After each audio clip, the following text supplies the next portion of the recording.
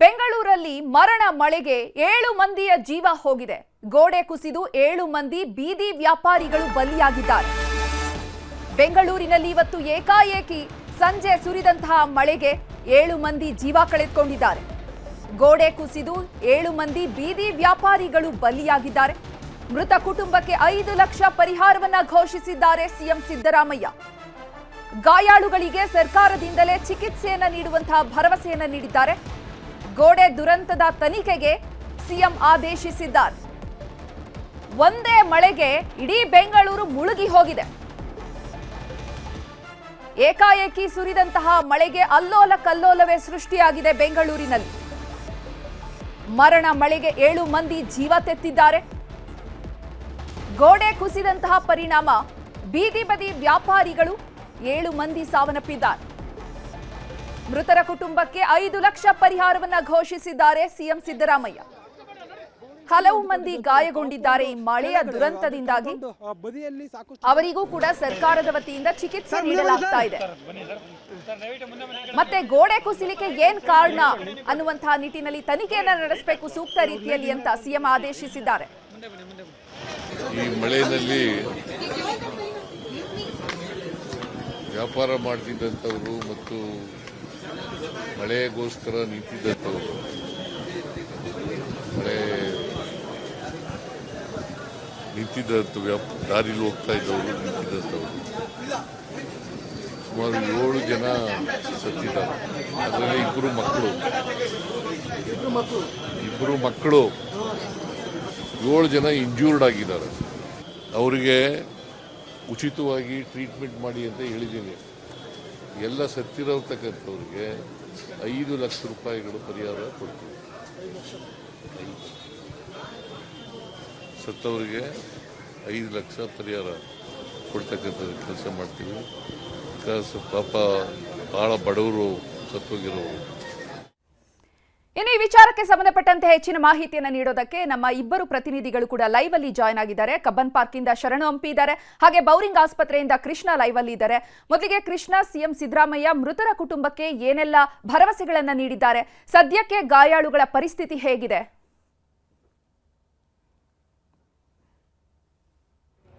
Chaitra, Bowring ಆಸ್ಪತ್ರೆಯ ಬಳಿ ಈಗಾಗಲೇ ಗೋಡೆ ಕುಸಿದು ಈಗಾಗಲೇ 7 ಜನರು ದುರ್ಮರಣವನ್ನು ಆಗಿರುವಂತದ್ದು. ಅದು ರಾಜಧಾನಿ ಬೆಂಗಳೂರಲ್ಲಿ ಕೇವಲವಾಗಿ ಅರ್ಧ ಗಂಟೆ 1 ಗಂಟೆಗಳ ಕಾಲ ಸುರಿದಂತ ಈ ಒಂದು ಮಳೆಗೆ ಇದೀಗ 7 ಜನರು ಈಗಾಗಲೇ ಬಲಿಯಾಗಿರುವಂತದ್ದು.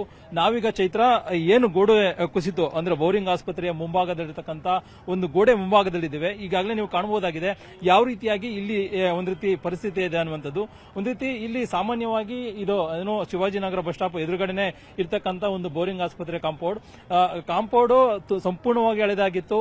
ಇಲ್ಲ ಒಂದ್ ಕಡೆ ಇವತ್ತು ಮಳೆ ಏನ್ ಸುರಿತು, ಮಳೆ ಸುರಿದಂತ ಸಂದರ್ಭದಲ್ಲಿ ಆ ಒಂದು ಗೋಡೆ ಕುಸಿದು ಇದೀಗ ಕೆಳಗಡೆ ಬಿದ್ದಿರುವಂತದ್ದು. ಇಲ್ಲಿ ಸಾಮಾನ್ಯವಾಗಿ ಈ ಒಂದು ಅಂದ್ರೆ ಫುಟ್ಪಾತ್ ನಾವೇನು ಕಾಣ್ತಾ ಇದೀವಿ, ಈ ಒಂದು ಫುಟ್ಪಾತ್ ನಲ್ಲಿ ಸಾಕಷ್ಟು ಸಂಖ್ಯೆಯಲ್ಲಿ ಅಂದ್ರೆ ಬೀದಿ ಬದಿ ವ್ಯಾಪಾರಿಗಳು ತಮ್ಮದೇ ಆದಂತಹ ವ್ಯಾಪಾರವನ್ನು ಕೂಡ ಮಾಡ್ತಾರೆ. ನಾವೀಗ ಕಾಣಬಹುದಾಗಿದೆ ಇಲ್ಲಿ ಬ್ಯಾಗ್ಗಳನ್ನಾಗಿರ್ಬೋದು, ಮತ್ತೆ ಚಪ್ಪಲಿಗಳಾಗಿರ್ಬೋದು, ಮತ್ತೆ ಬೇರೆ ಬೇರೆ ವಸ್ತುಗಳನ್ನ ಇಲ್ಲಿ ಮಾರಾಟ ಮಾಡ್ಕೊಳ್ಳೋದ್ರ ಮುಖಾಂತರವಾಗಿ ಇವತ್ತು ಸಂಜೆ ಇಲ್ಲಿ ಬೀದಿ ಬದಿ ವ್ಯಾಪಾರಿಗಳು ಕೂಡ ಇಲ್ಲಿ ಇದ್ರು.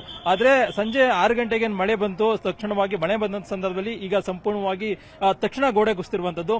ಆ ಒಂದು ಕಾರಣಕ್ಕೋಸ್ಕರವಾಗಿ ಇಲ್ಲಿರ್ತಕ್ಕಂಥ ಏನು ವ್ಯಾಪಾರವನ್ನ ಮಾಡ್ತಿದ್ರು ಕನಿಷ್ಠ ಒಂದು 7 ಜನರು ಅಲ್ಲಿ ಇದೀಗ ಅವರಿಗೆ ದೊಡ್ಡ ಮಟ್ಟದಲ್ಲಿ ಗಾಯ ಆದಂತ ಸಂದರ್ಭದಲ್ಲಿ ತಕ್ಷಣವಾಗಿ ಆಸ್ಪತ್ರೆಗೆ ಅವರನ್ನ ರವಾನೆ ಮಾಡುವಂತ ಕೆಲಸ ಕೂಡ ಆಯಿತು.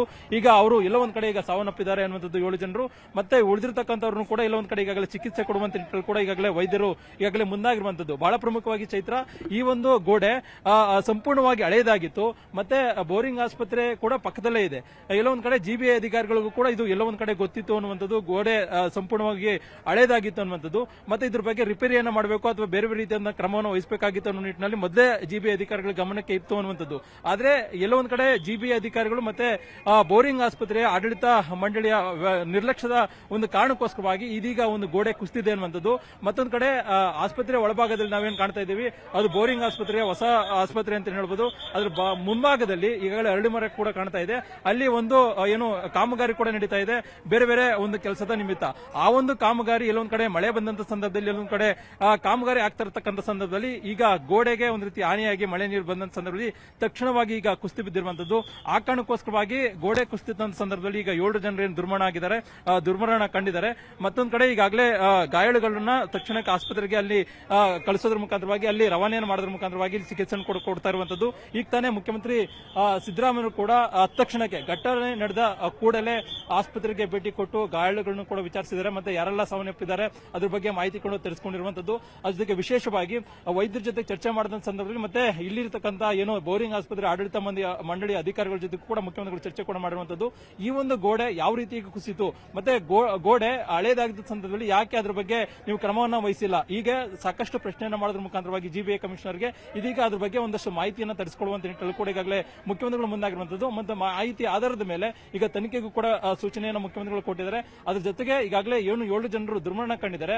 ಅವರೆಲ್ಲರಿಗೂ ಕೂಡ ಕುಟುಂಬಸ್ಥರಿಗೆ ತಲಾ 5 ಲಕ್ಷ ಪರಿಹಾರವನ್ನು ಕೂಡ ಮುಖ್ಯಮಂತ್ರಿಗಳು ಈಗಾಗಲೇ ಸ್ಥಳದಲ್ಲೇ ಘೋಷಣೆ ಮಾಡುವಂತೆ ನಿಟ್ಟಿನಲ್ಲಿ ಕೂಡ ಮುಂದಾಗಿರುವಂತದ್ದು. ಇನ್ನೇನು ಕೆಲವೇ ಕ್ಷಣಗಳಲ್ಲಿ ಡಿಸಿಎಂ ಡಿ ಕೆ ಶಿವಕುಮಾರ್ ಮತ್ತೆ ಬೆಂಗಳೂರು ನಗರಾಭಿವೃದ್ಧಿ ಸಚಿವರಾಗಿರ್ತಕ್ಕಂಥ ಡಿ ಕೆ ಶಿವಕುಮಾರ್ ಕೂಡ ಬರ್ತಾ ಇರುವಂತದ್ದು. ಈ ಭಾಗಕ್ಕೆ ಸ್ಥಳಕ್ಕೆ ಭೇಟಿ ಕೊಟ್ಟು ಯಾವ ರೀತಿಯಾಗಿ ಇಲ್ಲಿ ಗೋಡೆ ಕುಸಿತ ಆಯಿತು ಮತ್ತೆ ಗೋಡೆ ಕುಸಿತಕ್ಕೂ ಕೂಡ ಕಾರಣ ಏನು, ಸಾಮಾನ್ಯವಾಗಿ ಮಳೆ ಬಂದ ಸಂದರ್ಭದಲ್ಲಿ ಈ ರೀತಿಯಾದ ಘಟನೆಗಳು ಸಹಜ. ಆದರೆ ಇಲ್ಲಿ ಬೀದಿ ಬದಿ ವ್ಯಾಪಾರಗಳು ಇದ್ದಂತ ಸಂದರ್ಭದಲ್ಲಿ ಗೋಡೆ ಸಂಪೂರ್ಣವಾಗಿ ಹಳೆದಿದ್ದರೂ ಕೂಡ ಅದನ್ನ ತೆರವು ಮಾಡಲಿಲ್ಲ ಅಥವಾ ಬೇರೆ ಬೇರೆ ರೀತಿಯಿಂದ ಹೊಸ ಗೋಡೆಯನ್ನ ಕಟ್ಟಿಲ್ಲ ಅನ್ನೋದು ಪ್ರಶ್ನೆ ಆಗಿರುವಂತದ್ದು. ಹಾಗಾಗಿನೇ ಈಗ ಇದ್ರ ಬಗ್ಗೆ ಒಂದಷ್ಟು ಮಾಹಿತಿಗಳನ್ನ ತರಿಸಿಕೊಳ್ಳೋದ್ರ ಮುಖಾಂತರವಾಗಿ ಅದಕ್ಕೆ ಒಂದಷ್ಟು ತನಿಖೆಯನ್ನ ಮಾಡಿ ಯಾರು ತಪ್ಪಿತಸ್ಥರು ಅಧಿಕಾರಿಗಳು ಜಿಬಿ ಅಧಿಕಾರಿಗಳು ಏನೋ ನಿರ್ಲಕ್ಷ್ಯವನ್ನು ತೋರಿದ್ರ ಅಥವಾ ಏನಾದ್ರು ಇಲ್ಲಿ ಏನು ಬೋರಿಂಗ್ ಆಸ್ಪತ್ರೆ ಆಡಳಿತ ಮಂಡಳಿ ಅಧಿಕಾರಿಗಳು ನಿರ್ಲಕ್ಷ್ಯವನ್ನು ತೋರಿದ್ರ ಅವರ ವಿರುದ್ಧವಾಗಿ ಒಂದು ಶಿಸ್ತು ಕ್ರಮವನ್ನ ಕೈಗೊಳ್ಳುವಂತ ನಿಟ್ಟಿನಲ್ಲಿ ಕೂಡ ಈಗಾಗಲೇ ಸರ್ಕಾರ ಮುಂದಾಗಿರುವಂತದ್ದು. ಹಾಗಾಗಿನೇ ಈಗೇನು ಘಟನೆ ಆಯಿತು, ಘಟನೆ ಆದ ಕೂಡಲೇ ಮುಖ್ಯಮಂತ್ರಿ ಸಿದ್ದರಾಮಯ್ಯ ಸ್ಥಳಕ್ಕೆ ಬಂದು ಇಲ್ಲಿರತಕ್ಕಂಥ ಒಂದು ವಾತಾವರಣವನ್ನು ನೋಡೋದ್ರ ಮುಖಾಂತರವಾಗಿ ಸಂದರ್ಭವನ್ನು ಪರಿಶೀಲನೆ ಮಾಡಿ ಸ್ಥಳ ಪರಿಶೀಲನೆ ಮಾಡಿ ಇದೀಗ ಗಾಯಾಳುಗಳನ್ನು ಕೂಡ ಈಗಾಗಲೇ ಅಲ್ಲಿ ಭೇಟಿಯನ್ನ ಮಾಡಿ ಅವರ ಸಂಪೂರ್ಣವಾಗಿ ಆರೋಗ್ಯದ ಬಗ್ಗೆ ಕೂಡ ವಿಚಾರಣೆಯನ್ನು ಕೂಡ ಮಾಡಿದ್ದಾರೆ. ಮತ್ತು ಸರ್ಕಾರದಿಂದ ಅಗತ್ಯವಾದಂತಹ ಚಿಕಿತ್ಸೆಯನ್ನು ಕೊಡಿಸುವಂತ ನಿಟ್ಟಿನಲ್ಲಿ ಕೂಡ ಈಗಾಗಲೇ ಅಧಿಕಾರಿಗಳಿಗೆ ಸೂಚನೆಯನ್ನು ಮುಖ್ಯಮಂತ್ರಿಗಳು ಕೊಟ್ಟಿದ್ದಾರೆ. ಉಚಿತವಾಗಿ ಅವರಿಗೆ ಟ್ರೀಟ್ಮೆಂಟ್ ಅನ್ನ ಕೊಡಿ ಅನ್ನುವಂಥದ್ದು. ಮತ್ತೆ ತಲಾ ಯಾರು ದುರ್ಮರಣ ಕಂಡಿದ್ದಾರೆ ಅವರ ಕುಟುಂಬಸ್ಥರಿಗೂ ಕೂಡ ಈಗಾಗಲೇ 5 ಲಕ್ಷ ಪರಿಹಾರವನ್ನು ಕೂಡ ಮುಖ್ಯಮಂತ್ರಿಗಳು ಘೋಷಣೆಯನ್ನು ಕೂಡ ಮಾಡಿರುವಂತದ್ದು. ಇನ್ನೇನು ಕೆಲವೇ ಕ್ಷಣಗಳಲ್ಲಿ. ಓಕೆ, ಧನ್ಯವಾದ ಕೃಷ್ಣ ತಮ್ಮೆಲ್ಲ ಮಾಹಿತಿಗಾಗಿ. ಕಂಠೀರವ ಕ್ರೀಡಾಂಗಣದ ಎದುರುಗಡೆ ಕಬ್ಬನ್ ಪಾರ್ಕ್ ಭಾಗ ಜಲಾವೃತವಾಗಿದೆ. ಕಬ್ಬನ್ ಪಾರ್ಕ್ ಭದ್ರತೆಗೆ ಅಳವಡಿಸಿದಂತಹ ಕಬ್ಬಿಣದ ಗೇಟ್ ಧರಾಶಾಯಿಯಾಗಿದೆ. 500 ಮೀಟರ್ ಅಷ್ಟು ಗೇಟ್ ನೆಲಕ್ಕೆ ಬಿದ್ದಿದೆ. ಕಬ್ಬನ್ ಪಾರ್ಕ್ ಕೆರೆ ತುಂಬಿ ಪಾದಾಚಾರಿ ಹೋಗುವಂತಹ ರಸ್ತೆಯೂ ಕೂಡ ಸಂಪೂರ್ಣವಾಗಿ ಜಲಾವೃತವಾಗಿದೆ. ಈಗಾಗಲೇ ಕಬ್ಬನ್ ಪಾರ್ಕ್ ಇಂದ ನಮ್ಮ ಪ್ರತಿನಿಧಿ ಶರಣು ಹಂಪಿ ಲೈವ್ ಅಲ್ಲಿ ಜಾಯ್ನ್ ಆಗಿದ್ರು. ಶರಣು ಹಂಪಿ, ನೋಡಿದ್ವಿ ನಾವು ಎಷ್ಟೆಲ್ಲ ಮಳೆಯಿಂದಾಗಿ ಅವಾಂತರಗಳು ಸೃಷ್ಟಿ ಆಗ್ತಾ ಇದೆ ಅಂತ. ಕಬ್ಬನ್ ಪಾರ್ಕ್ ಅಲ್ಲಿ ಗೇಟ್ ಧರಾಶಾಯಿ ಆಗಿದೆ. ಯಾಕೆ ಮೊದಲೇ ಅದು ಕುಸಿಯುವಂತಹ ಹಂತಕ್ಕೆ ಬಂದಿತ್ತಾ, ಹೇಗೆ ಈ ಘಟನೆ ನಡೀಲಿಕ್ಕೆ ಏನ್ ಕಾರಣ?